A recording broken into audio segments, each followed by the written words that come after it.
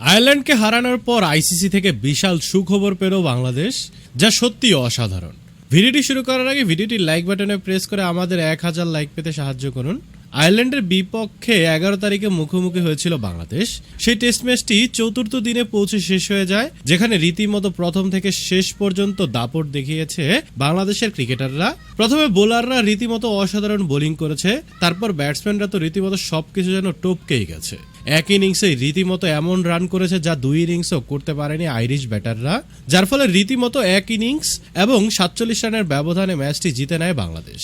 আর এরপরই রীতিমতো আইসিসি থেকে বিশাল একটি সুখবর আসে বাংলাদেশের জন্য। এরপরে আরেকটি টেস্ট আছে আয়ারল্যান্ডের বিপক্ষে বাংলাদেশের।